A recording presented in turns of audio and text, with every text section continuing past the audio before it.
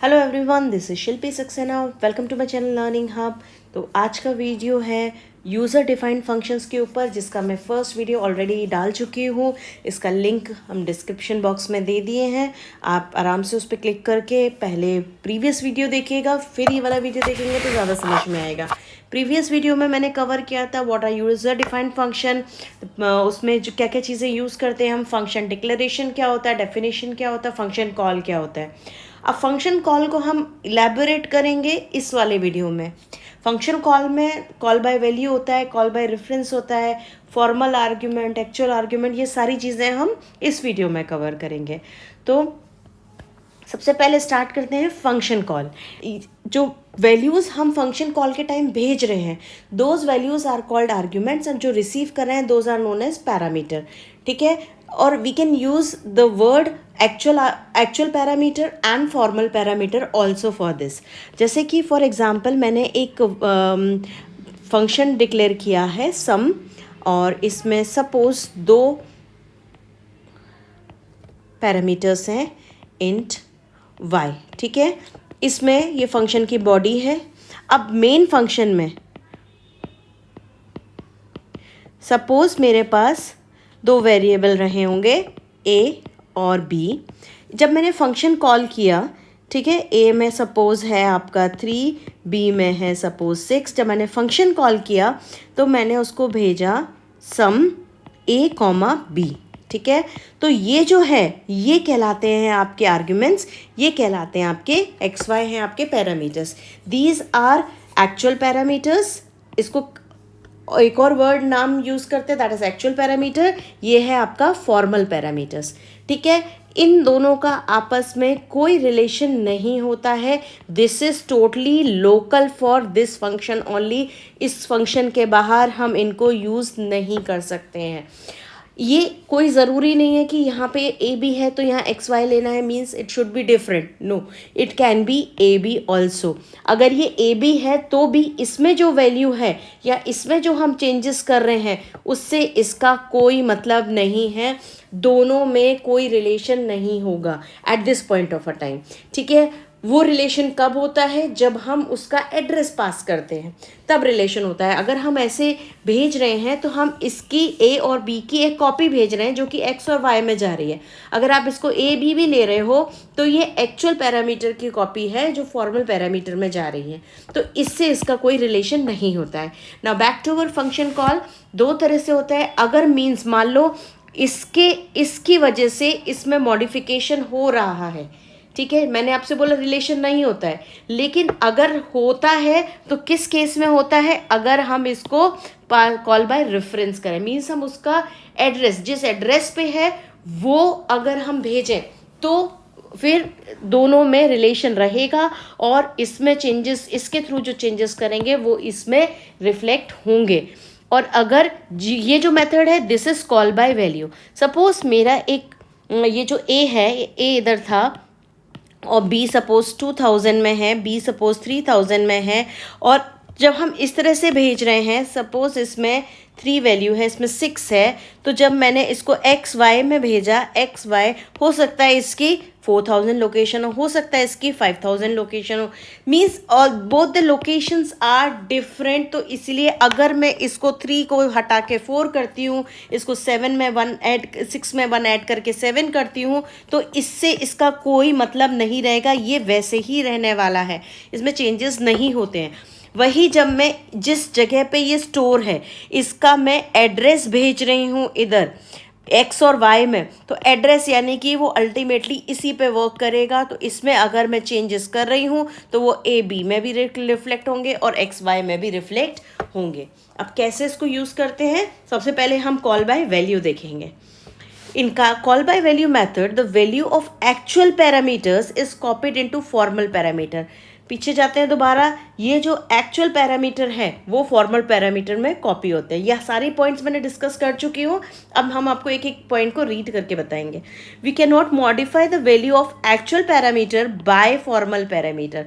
मैंने आपको बताया था कि इन दोनों में कोई रिलेशन नहीं होता है, तो इसके थ्रू हम ये चेंज नहीं कर सकते हैं। मैं कॉल बाय वैल्यू की बात करी, कॉल बाय रेफरेंस में चेंजेस रिफ्लेक्ट होते हैं. Different memory is allocated for actual and formal parameter since value of actual parameter is copied to. एक कॉपी बनती है, जो मैंने बोला इसका जो लोकेशन है, मेमोरी लोकेशन, वो डिफरेंट होता है और इसका मेमोरी लोकेशन डिफरेंट होता है. इसीलिए यहाँ से जो चेंजेस हैं वो इधर रिफ्लेक्ट नहीं होते हैं. Actual parameter is the argument which is used in function call, whereas formal parameter is argument which is used in function definition. Means जब function call कर रहे हैं तो ये actual, ये होते हैं आपके actual और ये होते हैं आपके formal parameters. Now this is the example of passing by value. ठीक है, ये एग्जाम्पल 1 है. इसमें हम क्या कर रहे हैं, सिंपली एक वेरिएबल को हम फंक्शन कॉल के टाइम पास कर रहे हैं और उसके बाद उसकी वैल्यू को मॉडिफाई करके देख रहे हैं. ठीक है, कि रिफ्लेक्शन होता है कि नहीं है. पहले हम समझेंगे. हमने लाइब्रेरी इंपोर्ट कर ली for input output and clear screen get ch.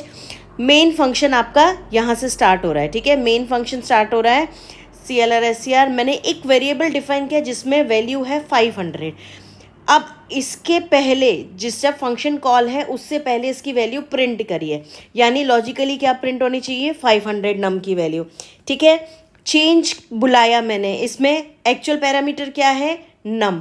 Formal parameter क्या है, मैंने सेम नाम लिया. You can have different name, you can have same name. ठीक है, इसके अंदर पहले फंक्शन के अंदर नम की वैल्यू कितनी थी, 500 थी. ठीक है, उसके बाद जब मैंने इसको इंक्रीमेंट किया ये बन गई 600.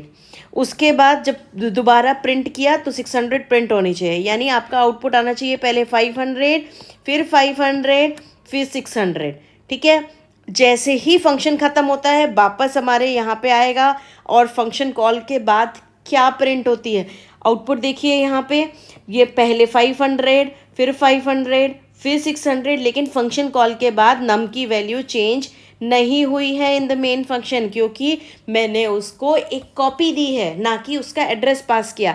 इसलिए वो यही रहने वाला है. जब आप इसको एग्जीक्यूट करके देखेंगे इस प्रोग्राम को तो देखेंगे कि जो भी वैल्यू थी वो अपनी वैल्यू रिटेन करेगा और सिर्फ एक कॉपी पास करेगा. तो नम से जो भी फंक्शन में जो चेंज हुआ है, चेंज वाले फंक्शन में जो भी चेंजेस हैं वो इसमें रिफ्लेक्ट नहीं होंगे. एक और प्रोग्राम है जो स्वैपिंग करने के लिए, मीन्स मैंने ए और बी को एक्सचेंज किया. जो ए में वैल्यू है वो बी में डाली है, जो बी में वैल्यू है वो ए में डाली है. मेन फंक्शन में मैंने डिक्लेयर किया कि मेरे पास ये फंक्शन है, 2 मैंने इंटीजर ले लिए हैं, 2 मैंने वेरिएबल्स लिए हैं. ठीक है, और जब मैं स्वैप कर रही हूँ वैल्यू, उसके पहले मैंने क्या प्रिंट करना है, 10 and 20, यानी a is equal to 10, b is equal to 20 print होगा. अब मैंने इसको कॉल किया, फंक्शन जब कॉल किया तो ये प्रोग्राम आपने ऑलरेडी कर रखा होगा एक्सचेंज करने का. मैंने एक टेम्परेरी वेरिएबल लिया और दोनों को एक्सचेंज किया. एक्सचेंज करने के बाद ये जो वैल्यू है ये यहाँ पे 10 थी, यहाँ 20 थी. जब एक्सचेंज कर रहे हैं तो a में 20 आ जाएगी, b में 10 आ जाएगी इस प्रोग्राम के बाद. तो इसके बाद जब प्रिंट होगा तो a is equal to 20 print होगा और b is equal to 10 print होगा. ये यहाँ तक तो ठीक है. अब जब इसके बाद कंट्रोल वापस इधर आएगा तो स्वैपिंग फंक्शन कॉल करने के बाद क्या वैल्यू चेंज होंगी नहीं. जो ये पहले थी वही रहेगी, फंक्शन के अंदर चेंज हो जाएगी, लेकिन फंक्शन के बाहर आके ये वही रहेगी, क्योंकि हमने एक कॉपी भेजी थी, उसका एड्रेस नहीं भेजा था. अब आ जाओ रेफरेंस के ऊपर. अब मैं जब अगर इसको सपोज एड्रेस भेजती हूँ तो in call by reference the address of variable is passed. जिस लोकेशन पे वो वेरिएबल सेव्ड है उसका एड्रेस भेजा जाता है. The value of actual parameters can be modified, यानी कि जैसे मैंने जब फंक्शन कॉल किया है, सपोज सम है, मैंने ए और बी से कॉल किया है, तो जो ए और बी की वैल्यू है कैन बी चेंज्ड. अगर मैं जो फॉर्मल पैरामीटर है आपका वॉइड, जहाँ पे मैंने डेफिनेशन डाली है इंट x और इंट y करके डाला है, ये जो x और y होंगे यहाँ पे चेंजेस, इसके थ्रू इसमें चेंजेस हम कर सकते हैं. तो the memory location is similar, क्योंकि जहाँ पे a का वैल्यू स्टोर है 4, जहाँ पे v की वैल्यू स्टोर है 6, x और y भी वहीं पॉइंट करेंगे.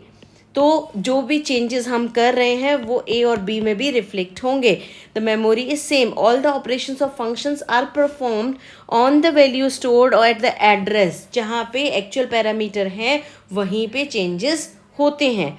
इसका एग्जाम्पल देखेंगे. सेम एग्जाम्पल लिया है मैंने, चेंज करने का एग्जैक्टली सेम है, सिर्फ यहाँ पे मैंने एड्रेस पास किया. अब देखो एड्रेस कैसे पास करते हैं.